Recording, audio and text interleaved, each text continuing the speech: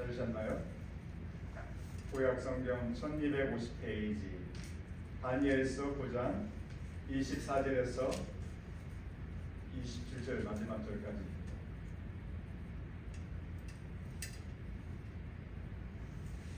다 찾으셨으면 한 목소리에 공부할까요? 다니엘서 9장 24절에서 27절까지 시작. 내 백성과 내 거룩한 성을 위하여 이런 이래를 기한으로 정하였나니 허물이 그치며 죄가 끝나며 죄악이 용서되며 영원한 의가 드러나며 환상과 예언이 응하며 또 지극히 거룩한 이가 기름 부음을 받으리라. 그러므로 너는 깨달아 알지니라. 예루살렘을 중건하는 영이 날 때부터 기름 부음을 받은 자 곧 왕이 일어나기까지 7 이래와 62 이래가 지날 것이요 그 곤란한 동안에 성이 중건되어 광장과 거리가 세워질 것이며 62 이래 후에 기름 부음을 받은 자가 끊어져 없어질 것이며 장차 한 왕의 백성이 와서 그 성읍과 성소를 무너뜨리려니와 그의 마지막은 홍수의 휩쓸림 같을 것이며 또 끝까지 전쟁이 있으리니 황폐할 것이 작정되었느니라. 그가 장차 많은 사람들과 더불어 한 일의 동안에 언약을 굳게 맺고 그가 그 일의 절반에 제사와 예물을 금지할 것이며 또 포악하여 가증한 것이 날개를 의지하여 설 것이며 또 이미 정한 종말까지 진노가 황폐하게 하는 자에게 쏟아지리라 하셨느니라 하니라. 아멘. 기도하겠습니다. 아버지 하나님, 뽑힌 주일 안식일에 우리를 불러주셔서 우리가 참으로 주님 안에서 안식을 누릴 수 있도록 은혜를 나누어 주시니 감사합니다. 사람이 떡으로만 살 것이 아니라 여호와 하나님 입에서 나오는 말씀으로 살 때 참으로 우리에게 평강이 임하고 안식이 임하고 능력이 임하는 줄로 믿사오니 오늘도 사모하는 마음으로 말씀을 받을 수 있도록 우리를 축복하여 주옵소서. 여러 가지 질고로 문제로 말미암아 참여하지 못한 성도님들을 일일이 찾아가 주시고 눈동자와 같이 그들을 지키시사 그들도 주님의 안식을 누릴 수 있도록 축복하여 주옵소서. 예수님의 이름으로 감사하며 기도하옵나이다. 아멘. 오늘은 모처럼 종말에 관한 말씀을 함께 나누고자 합니다.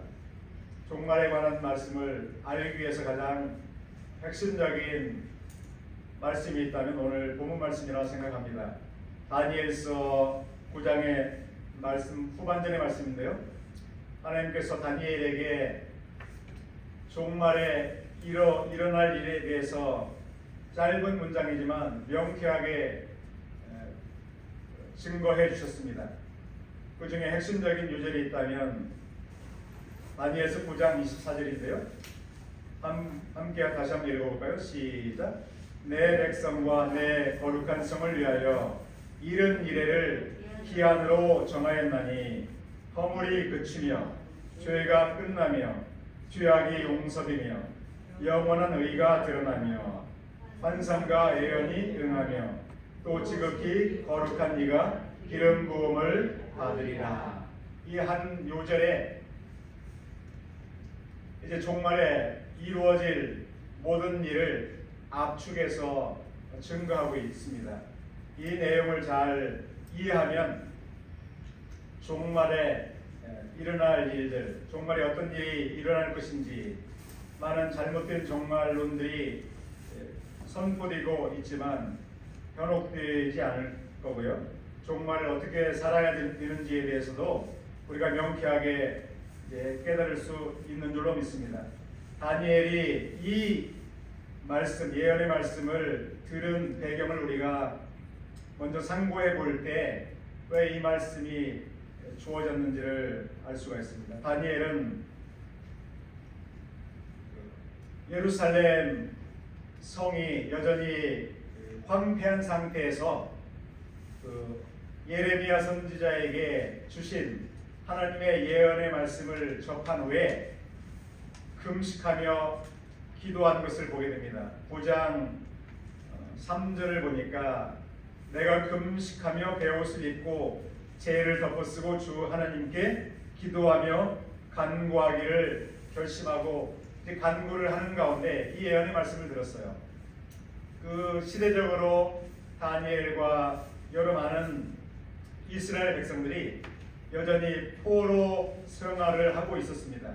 바벨론에 끌려가서 또 바벨론 이후에 태동한 그 메대와 바사 또 여러 강대국들이 여전히 통치하는 가운데 포로로 잡혀가서 포로 생활을 하고 있는데 하나님께서 그들을 불쌍히 여기셔서 소망의 메시지를 주셨어요.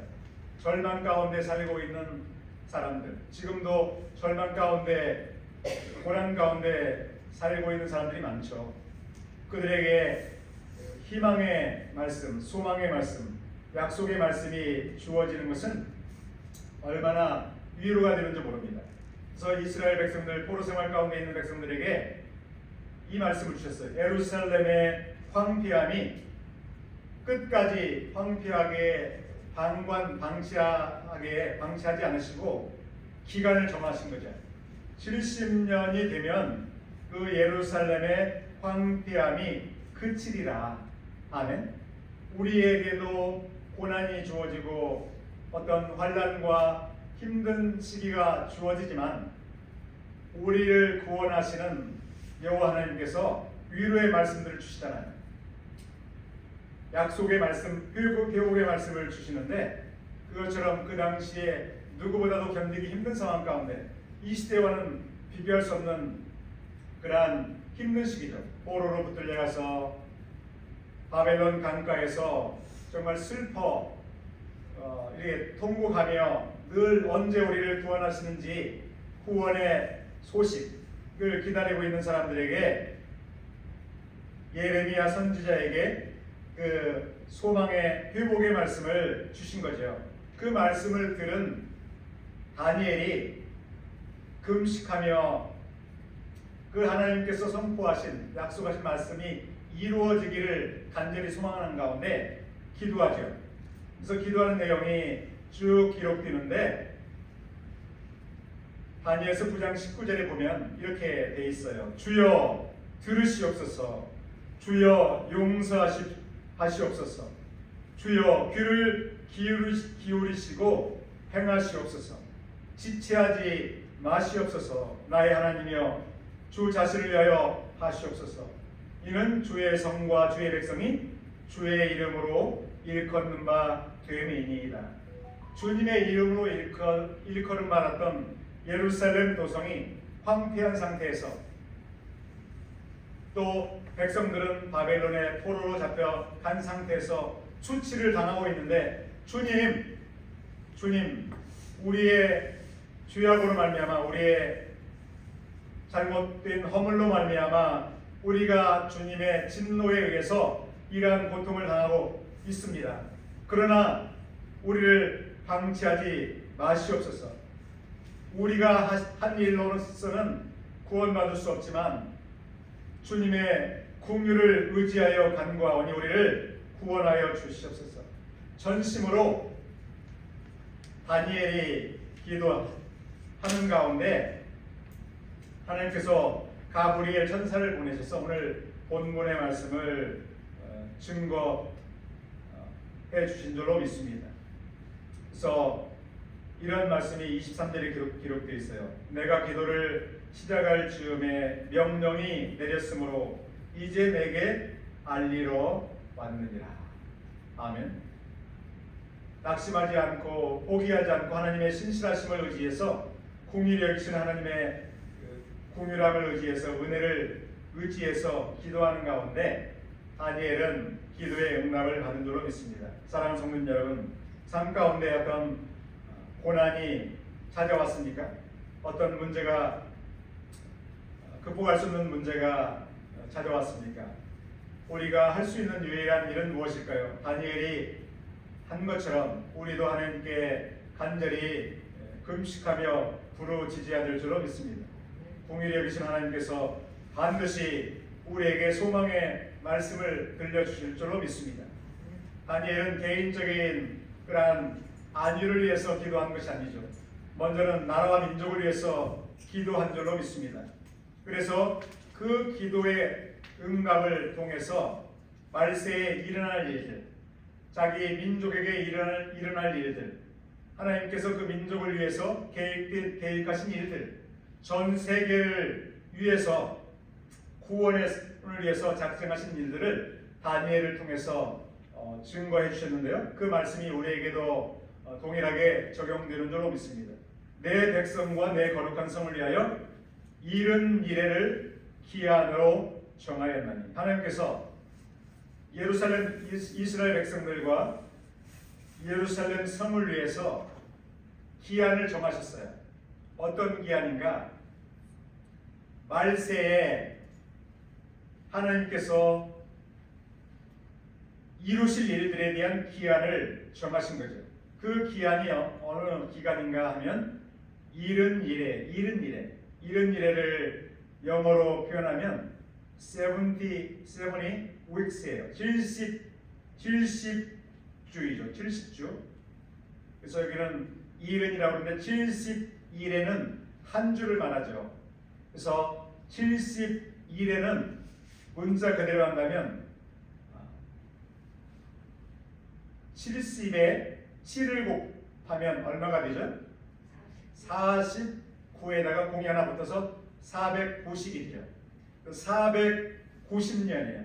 490년의 기한을 하나님께서 정하신 거죠. 누구를 위해서 정하셨는가? 예루살렘의 회복을 위해서, 이스라엘 백성들의 회복을 위해서 490년을 기간으로 정하신 거죠. 어느 시점을 통해서 490년이 지나면 이스라엘 백성과 이스라엘 백성들이 살고 있는 거룩한 성이 완전히 회복이 될 것이다. 이런 그 예언을 하신 거죠. 그래서 그 기간을 정하신 것은 목적이 있습니다. 무엇을 목적으로 했는가?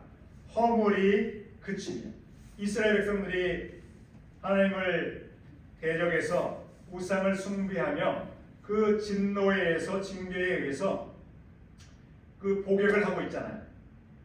그 허물이 그치며, 허물을 그치게 하시는 거죠. 하나님께서 그 기간이 의미하는 바는 그들의 허물을 그치게 하시고 그들의 죄를 끝나게 하시고 그들의 죄악을 용서하기 위해서 정하신 기간.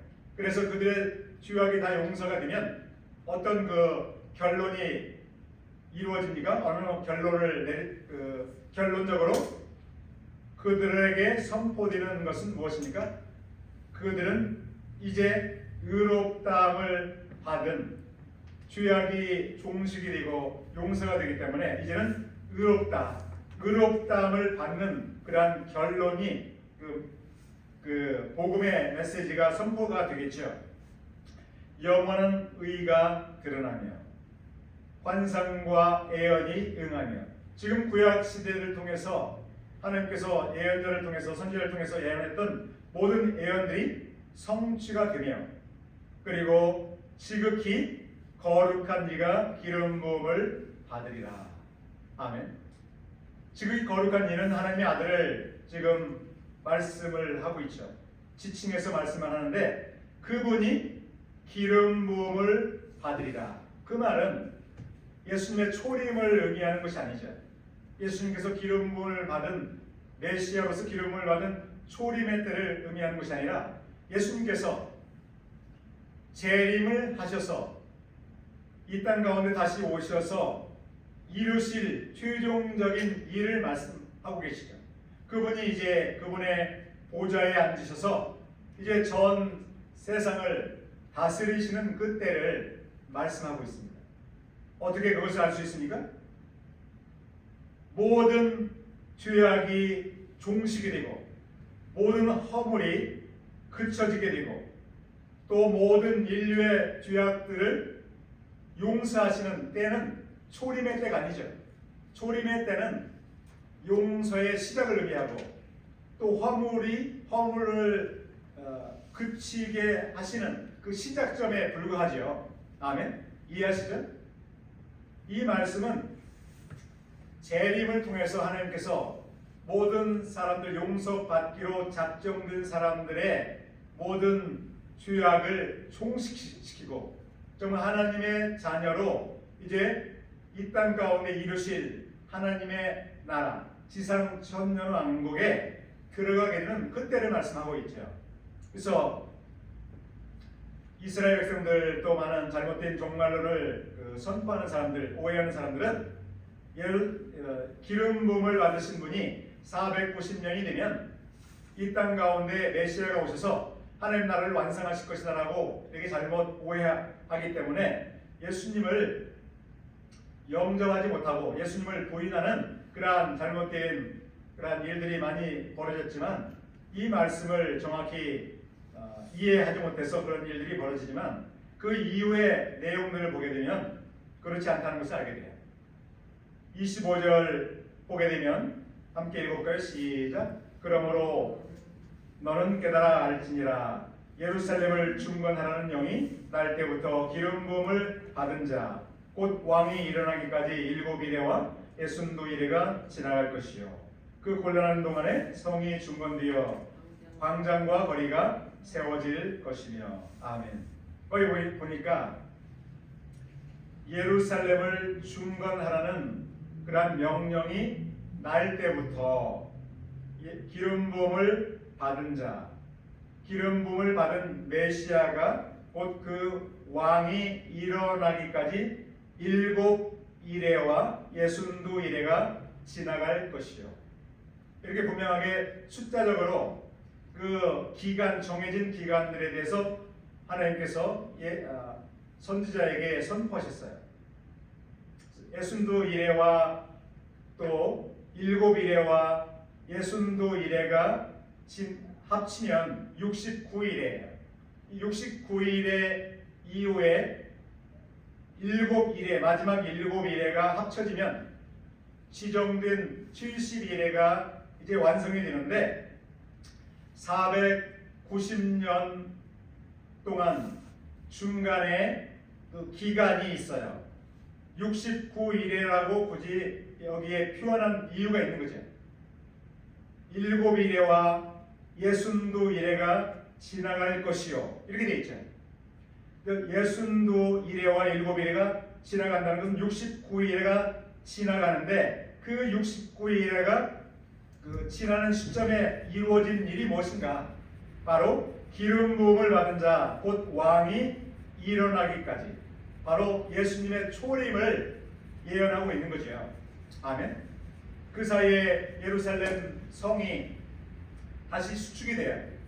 바로 스룹바벨 성전이 수축이 되고 또 시간이 지난 이후에 69일가 지난 이후에 기름 부음 받은 자가 이 땅에 다시 나오게 되죠. 바로 예수님을 말씀하고 있습니다. 그 기름 부음 받은 자, 예수님께서 이 땅에 오셔서 메시아로 오셔서 어떤 일이 벌어집니까? 26절 읽어볼까요? 시작. 62이레 후에 기름 부음을 받은 자가 끊어져 없어질 것이며. 62이레, 바로 앞에 7이레와 62이레 하면 69이레예요. 69이레 후에 기름 부음 받는 자가 나타나는데 어떤 일이 벌어지는가? 그 기름 부음 받은 자가 끊어져 없어질 것이며. 그것은 무엇을 의미하는 것일까요? 예수님의 십자가의 죽으심을 상징하고 있죠. 69일에 예루살렘 성이 중건하는 영이 날 때부터 69일에가 지난 후에 메시아가 초림하는데, 초림 후에 기름 부음 받은 자가 바로 메시아가 끊어져 없어질 것인 거죠. 그 이후에 어떤 일이 벌어집니까? 장차 한왕의 백성이 와서 그 성국과 성수를 무너뜨리려니와 바로 AD 70년에 로마 제국에서 그 군인들을 보내서 예루살렘을 성을 이제 회파하는 멸망시키는 일이 벌어질 것임을 예언하고 있습니다. 그리고 27절 마지막 27절 함께 읽어봐요. 시작. 그가 장차 많은 사람들과 더불어 한 일의 동안에 언약을 굳게 맺고 아멘. 여기까지입니다. 그가 장차 많은 사람들과 더불어 한 일의 동안에 언약을 굳게 맺고 마지막 한 일에 대해서 예언하고 있어요. 69일의 이후에 메시아가 초림한 후에 십자가에서 달려 피를 흘려 죽으시고 그 연후에 그 이후에 벌어질 일은 무엇입니까? 그 세워진 수축된 성소가 황폐하게 되죠. 그리고 시간이 지나서 한 일회가 남았는데 한 일회 동안에 이루어질 일들을 지금 선언하고 있습니다. 그 한 일회 동안에 마지막 하나님을 대적하는 그러한 성소에 가증한 것이 나에게를 의지하여 설 것이며 성소는 이미 회폐가 됐죠. 성전이 이미 그 69일 후에 메시아가 와서 그 사역을 감당하고 또 승천하신 이후에 예루살렘 성전이 로마 제국에 의해서 황폐화가 됐는데 분명히 27절을 보게 되면 장차 많은 사람들과 더불어 한 일의 동안에 언약을 굳게 맺고 누가 그런 일을 벌이는 것입니까? 하나님을 대적하는 어떤 적그리스도가 나타나서 장차 많은 사람들과 유대인들과 또 많은 사람들과 더불어서 마지막 한 일회 동안 언약을 굳게 맺어요. 그리고 무슨 일을 하는가? 성전을 지었는데 성전에서 제사를 드리도록 허용했는데 제사와 예물을 금지하고 또 날개를 가져간 것이 그 날개를 의지해서 성전에 설 것이다 이렇게 되어 있죠. 그렇기 때문에 또 다른 성전이 그 사이에 세워진다는 것을 알 수가 있죠. 아멘.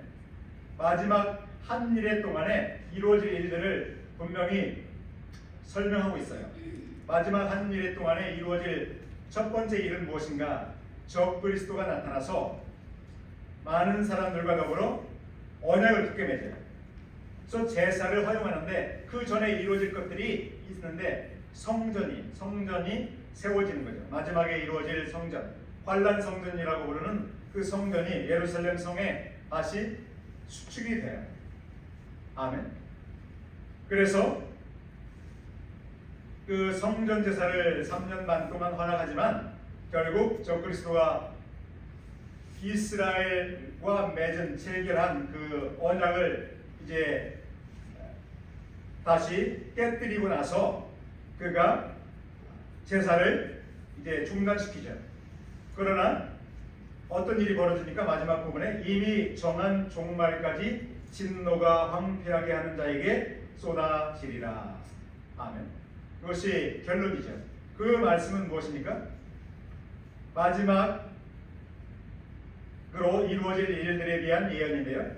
예수님께서 재림하셔서 그 적그리스도를 멸망시키고 이 땅에 이루어졌던 그 적그리스도의 나라를 멸망시키고 이 땅에 예루살렘 성에 또 하나님의 나라를 지상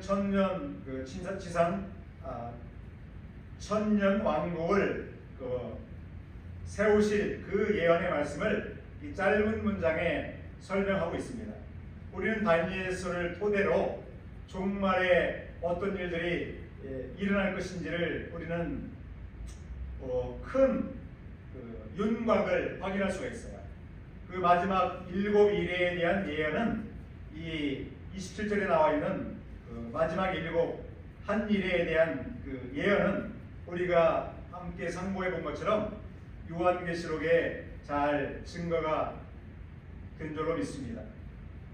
사랑하는 성도님 여러분, 우리는 하나님께서 이스라엘 백성들을 위로하기 위하여 다니엘을 통하여 예레미야를 통하여 마지막 때에 벌어질 일들, 그 일들을 그 현실적으로 이루어지는 일들에 대한 그 예언과 더불어 마지막 때에 이루어질 예언을 동시에 선포하고 있는 줄로 믿습니다.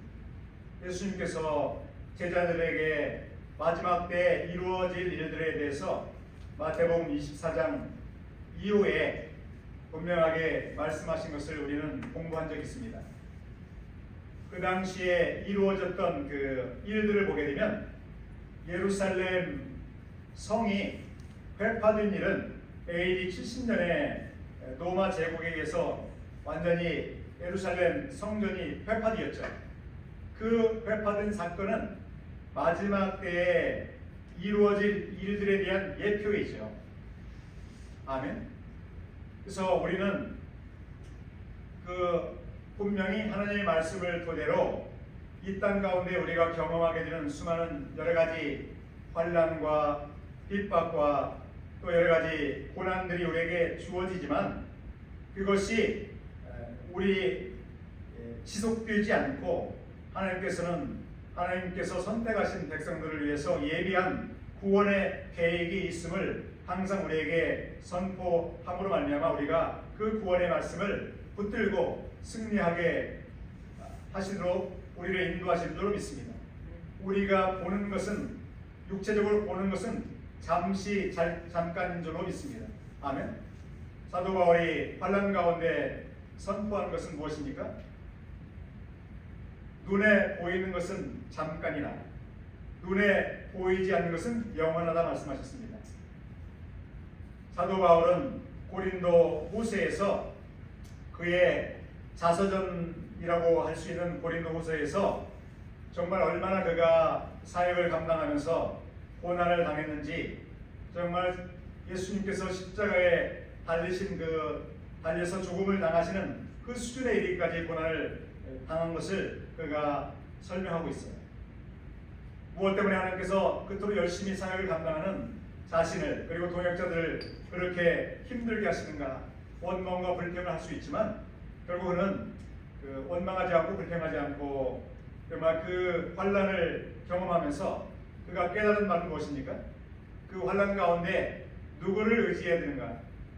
나를 의지하지 않고 세상의 어떤 힘을 의지하지 않고 정말 오직 여호와 하나님만을 의지하도록 하는 하나님의 뜻이 있음을 그가 깨닫고 감사한 것처럼 우리가 이 땅 가운데 경험하는 크고 작은 문제를 우리가 경험할 때 정말 우리가 낙심하지 않고 불평하지 않고 원망하지 않고 우리가 추구해야 될 것은, 우리가 의지해야 될 것은 오직 여호와 하나님만을 의지해야 된다는 것을 우리는 마음 깊이 새기고 현실을 믿음으로 말미암아 이겨야 될 줄로 믿습니다. 이 땅 가운데 우리가 어떻게 사는가에 의해서, 어떤 삶을 사는가에 의해서 천국에서 우리의 삶이 좌우되는 줄로 믿습니다. 아멘. 이 땅 가운데 우리가 인내하며 끝까지 예수님의 복음을 전하기 위해서 노력하고 헌신한 사람과 이 땅 가운데 그저 구원받고 구원의 은혜만을 깨닫고 구원의 은혜만을 기억하고 이제 소망 없이 살아가는 사람과, 불순종하며 살아가는 사람과의 그러한 차이는 엄청 크리라 믿습니다. 그래서 우리는 이 땅 가운데 어떠한 어려움이 찾아오더라도 끝까지 믿음을 가지고 우리를 붙드시고 인도하시는 하나님을 의지하며 기도하는 가운데 하나님께서 우리에게 위로하시는 음성을 듣고 우리가 승리해야 되는 줄로 믿습니다. 아멘. 그러한 은혜가 저와 여러분 모두에게 이 아침에 충만히 임하기를 주님의 이름으로 간절히 소원하며 축복합니다. 기도하겠습니다. 아버지 하나님, 다니엘이 나라와 민족을 위하여 그토록 금식하며 간절히 기도한 결과 주님은 다니엘뿐만 아니라 그 시대에 포로 생활을 했던 많은 사람들에게 위로의 말씀을 듣게 하신 줄로 믿습니다. 주님, 우리가 고난과 환난 가운데 취해야 될 일들은 무엇입니까? 주님, 우리를 의지하지 않고 특별히 원망하지 않고 불평하지 않고 우리를 끝까지 붙드시고 책임지시고 우리를 천국으로 인도하시는 여호와 하나님의 신실하신 약속을 믿고 오직 우리가 믿음으로 기도하며 달려가야 될 줄로 믿습니다.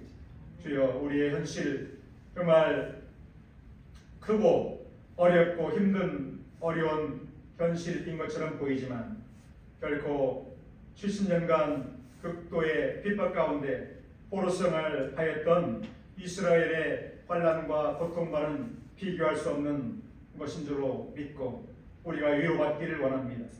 시험 당할 때 피할 길을 주시는 주님을 의지하기를 원합니다. 육신의 질고로 인하여 낙심하지 않게 하시고 또 가정의 어려운 문제로 또 이웃과의 어려운 문제로 또 직장의 어려운 문제로 또 자녀로 말미암아 여러 가지 또 문제로 또 재물의 문제로 걱정 근심하는 일로 인하여 우리가 낙심해서는 안 될 줄로 믿습니다. 주여, 세상을 바라보지 말고 정말 천국에서 우리에게 허락하실 영원한 나라 또 우리에게 주시는 영원한 평강과 안식과 상급을 바라보며 우리가 최선을 다하여 어려움을 이기고 또 환난을 이기고 마지막 때에 임할 저 그리스도의 그러한 괴계를 이기고 믿음으로 승리할 수 있도록 우리를 축복하여 주시옵소서. 이 교회를 바라볼 때 참으로 낙심하며 근심할 수밖에 없습니다. 육체적인 그러한 어려움들 정말 하오나 주님, 이 보이는 것은 잠깐이기에 우리의 후패함을 바라보지 않고 이 성소의 이제 황폐함을 바라보지 않고 하나님의 영광의 나라를 바라보며 달려갈 수 있도록 우리의 영을 열어주시고 우리를 승리케 하여 주시옵소서. 예수님의 이름으로 감사하며 기도하옵나이다. 아멘.